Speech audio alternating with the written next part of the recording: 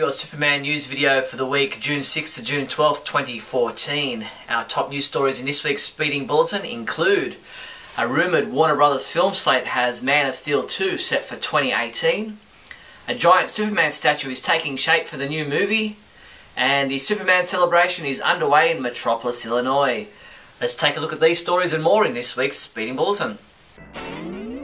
In movie news, NikkiFink.com claims to have received word that Warner Brothers is planning to announce their comic book movie schedule through to 2018 at Comic-Con in San Diego next month, with Man of Steel 2 set for May 2018. The reported schedule is May 2016 Batman v Superman Dawn of Justice, July 2016 Shazam, December 2016 Sandman, May 5th 2017 Justice League, July 2017 Wonder Woman, December 2017 Flash and Green Lantern, and May 2018 Man of Steel 2. I guess we'll find out at Comic-Con if this is indeed confirmed or not, so stay tuned. On the back of last week's report that a location shoot involving LexCorp could be taking place for Batman v Superman Dawn of Justice, we now have a photo of the outside entry of the proposed LexCorp building. A giant X with LexCorp underneath can be seen outside the front of the old General Motors building opposite Michigan Motion Picture Studios in Pontiac, Michigan. It's interesting to note that the logo is somewhat different to what was seen in Man of Steel. A few weeks ago, a photo of an artistic-looking Superman body sculpt was posted on our Facebook group, claiming to possibly be the new tweaked design for the Superman costume. At the time, I dismissed it, thinking it looked more like an artist's sculpture than a costume designer's model, but now we know that the model was for a statue after all. Photos have emerged of a giant Superman statue which is being erected in front of a massive green screen backdrop in preparation for the new movie. Military trucks and Metropolis EMT vehicles have been positioned in Pontiac, Michigan ahead of a location shoot set to take place for the new movie in the next few days. As we reported last week, a big military scene is rumoured to be shooting sometime in the next week. In other news, our own sources tell us that the farmer who owns the property where the Kent farmhouse has been reconstructed in Yorkville, Illinois, has been instructed to plant corn. So whether or not filming will occur there before any corn is grown is unknown at this point in time. In TV news, the June 12 edition of TV Guide magazine contains their take on TV's 24 greatest action heroes, with Adventures of Superman star George Reeves coming in at number 11. While Superman managed to beat out Wonder Woman, as played by Linda Carter, Batman's Adam West came in at number 3. Jack Bauer, played by Kiefer Sutherland in the long-running TV series 24, was rated the number 1 greatest action hero on TV. In comic book news, a new DC All Access video interview sees artist Tony Daniel talking about how much he enjoys drawing Superman, Wonder Woman, and what his favourite issues have been to date. Take a look. To be honest, I really just love drawing Superman and Wonder Woman. So from issue 1 through issue 9, every time I get the chance to draw those two, whether it's separately or together, I really have a great time doing it. So, and I think it shows in my work that I'm having a really good time drawing these characters. Of course, I love the action sequences and the big, flying shots. The iconic imagery. I really love, working on these kind of characters, and I think that I'm able to do my best work. Smallville comic book writer Brian Q. Miller spoke to comicbookresources.com about the new Chaos storyline which is currently taking place in the comic book title.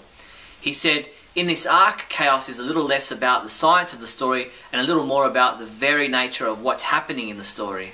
A lot of things for the season are coming to a head, and we have 3 stories happening simultaneously throughout the course of the arc, and each one is very crazy, very big and epic in its own way."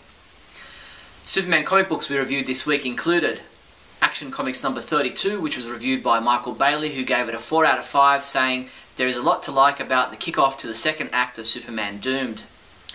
T.A. Ewart reviewed Earth 2 number 24, saying, "Taylor's attention to team building is coming into its own as of this issue," and he rated this a 5 out of 5. Smallville Chaos Chapter 1 was reviewed by Matt Shaw, who said, "I wouldn't go so far as to call this a strong start for a new story, but it's hardly a disappointment either," so he rated this a 3 out of 5. T.A. Ewart reviewed Injustice Year 2 Chapter 10, giving it a 4 out of 5, saying, "The scenes with Luthor, Sinestro, Black Canary and Guy Gardner kept this issue from being a 5. And from last week, Justice League Beyond 2.0 Chapter 21 was also reviewed by T.A., who said, "The revelation about Zod is quite surprising," and he rated this chapter a 5 out of 5. Superman comics and other items available this week from June 11 include Infinite Crisis Chapter 4 digital comic has been available since June 9th. Injustice Year 2 Chapter 11 digital comic has been available since June 10th. Smallville Season 11 Lantern number 3 print edition. Superboy number 32. Superman Wonder Woman number 9, which is available in a variant bombshell cover, and a digital combo pack. Smallville Chaos Chapter 2 digital comic will be available June 13th. Justice League Beyond 2.0 Chapter 22 digital comic will be available June 14th. JLA Volume 5 trade paperback. And Superman the Man of Steel statue by Ed McGuinness. These Superman watches are strong enough to withstand the effects of kryptonite.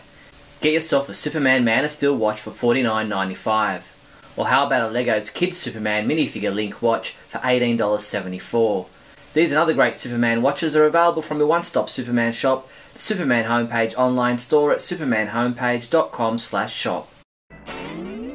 Now the news, the Superman celebration in Metropolis, Illinois is on right now, and I'm very jealous that I'm not there this year. Be sure to keep an eye out on our website for all the news updates coming out of the 4-day festival, including our own Superman homepage meet and greet. The Metropolis Planet, the real-life newspaper of Metropolis, Illinois, puts out a special Daily Planet section of their newspaper for each Superman celebration every year. The 2014 edition is now available to read online at metropolisplanet.com. Quantum Mechanics supplied the Superman homepage with our first look at their Q-Pop Superman figure. Standing approximately 3.5 inches tall, without the base, the high-quality PVC figure includes a Daily Planet globe base and a removable word balloon with whiteboard surface that allows fans to write in quotes or sound effects with the included dry erase marker. No release date has been set as yet. As we previously reported, Wendy's fast food restaurants in the USA are currently offering a Superman Wonder Woman comic book and toys with their kids' meals. For those unable to get to a Wendy's or who live outside the USA, the Superman Wonder Woman comic book is available online as a free digital comic book at wendyscomicbook.com. Warner Brothers Consumer Products announced that it has once again extended its successful relationship with leading worldwide toy manufacturer Mattel. New multi-year agreement grants Mattel rights to continue as master toy licensee for the entire universe of DC Comics characters. Mattel is set to develop toy lines for both Batman v Superman Dawn of Justice and the recently announced Justice League film to follow. The 2014 Supernova Pop Culture Expo is on in Sydney, Australia at the moment at Sydney Olympic Park. The Sydney Supernova Pop Culture Expo will see Smallville star Michael Rosenbaum meet and greet fans at one of the biggest conventions of its type in Australia. Other stars also in attendance include stars from the TV show Arrow, Yuri Lowenthal, who voiced Superman in Legion of Superheroes, comic book writer Tom Taylor, and Stan Lee. I'll be out there myself on Sunday afternoon. Come by and say hello if you happen to see me. Red Duck Pictures is putting together a documentary called Siegel and Shuster, Legend and Legacy, all about the history of Superman and the Cleveland men who created him in the 1930s, Jerry Siegel and Joe Shuster. If you're interested in helping fund the Siegel and Shuster Legend and Legacy documentary, check it out at Kickstarter.com. And that's all the Superman news there was for the week June 6th to June 12th. Don't forget to subscribe to our YouTube channel. I'm Steve Younis from supermanhomepage.com.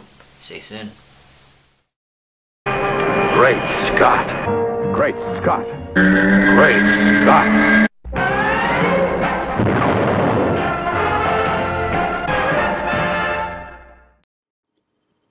Hello everyone and welcome to a feisty edition of Great Scott. I'm Scotty V. Thanks for watching. So from time to time, we here at the Great Scott Show get letters. Donovan Hunter writes, who's your favorite Lois Lane? For me, it's a toss-up between Terry Hatcher and Dana Delaney. And what I'm going to do is I'm going to cover the Lois Lanes that just come to me off the top of my head.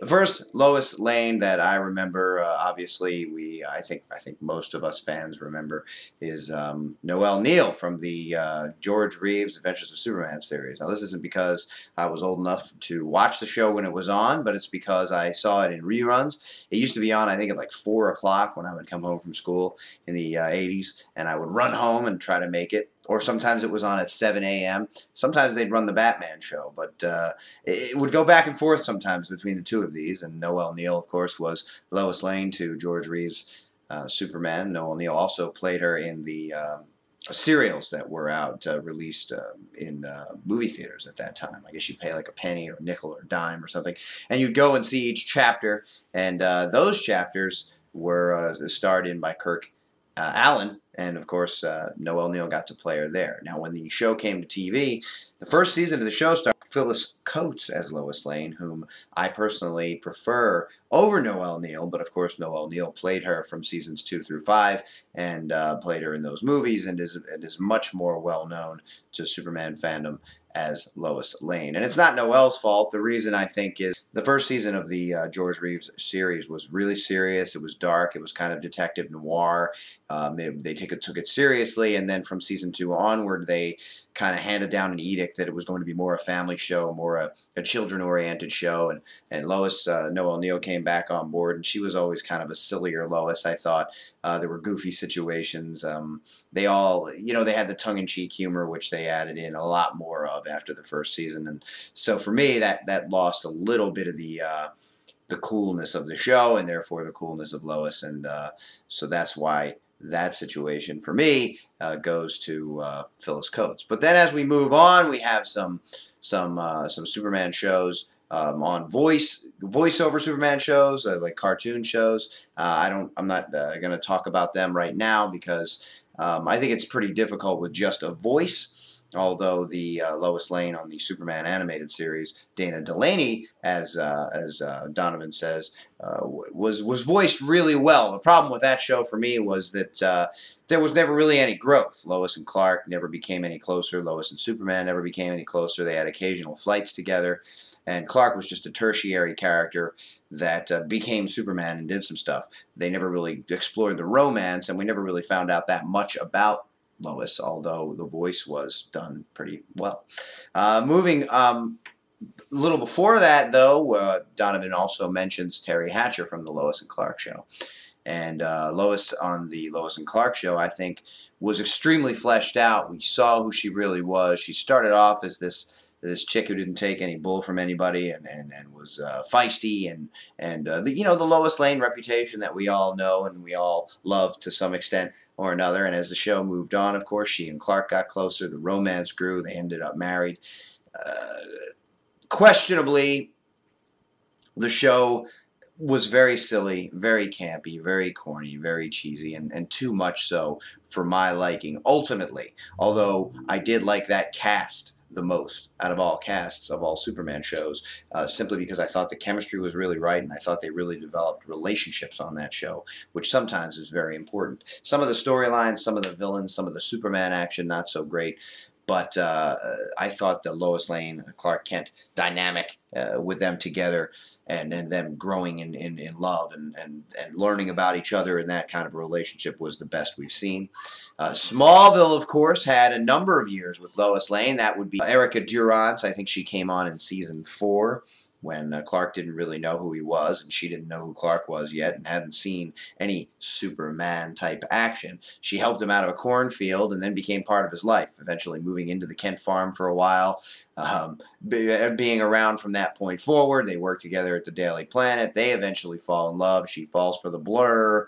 There's some stuff going on. She eventually figures out that he is the Blur, but at the same time, she was already loving Clark, which I love. I love when they do that, where Clark's the guy that Lois falls for, because to me that makes it much less like she is falling for Superman because he's Superman, because who wouldn't, right?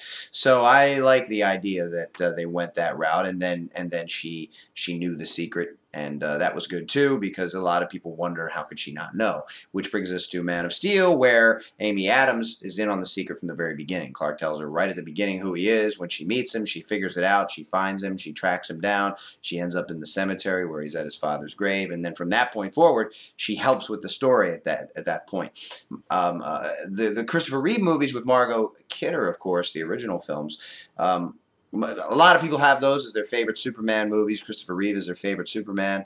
He was great. The movies were great in their time and still great now for what they are. I find them, again, very campy and very cheesy, but fun to watch. A lot more fun than maybe Man of Steel, because Man of Steel was taken very seriously. A lot of crazy things happened in the movie. It's a little darker, a little more serious, a little sadder in tone, whereas Superman's very light. There's some humor in there and a lot of cheese, and the Lex Luthor cheese. And I also didn't feel like the relationship developed much. See, here's the thing. For me, TV is always going to have it over film, because on TV, assuming the show lasts a while, you get 1 season, 2 seasons, 3 seasons, 5 seasons, 10 seasons to flesh out characters, to learn about characters, to see characters grow and to go through character arcs and story arcs. You learn that much more about them, and they seem to develop much more realistic, meaningful relationships over time. Whereas in Man of Steel, they're kissing very quickly, and people go, it doesn't make any sense. I've had people complain to me that they shouldn't be kissing already, although I think they were through some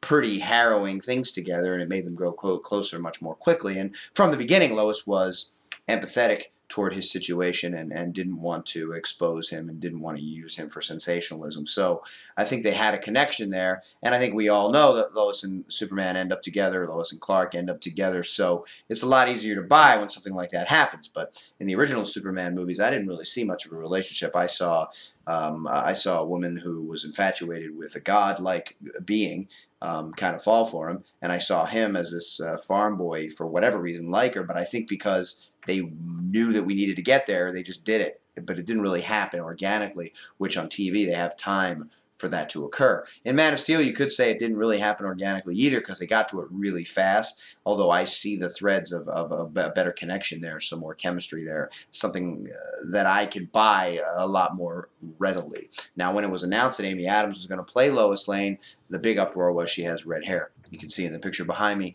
oftentimes in the comics, Lois would have some red tint to her hair. My favorite Lois Lane overall, because of the relationship, because of the time we had to learn about her, just because of her cuteness and her likability and her sexiness and her sass, is Terry Hatcher from Lois and Clark. Thanks everybody for watching, and remember, I'm not just a girl reporter, I'm also Superman's girlfriend.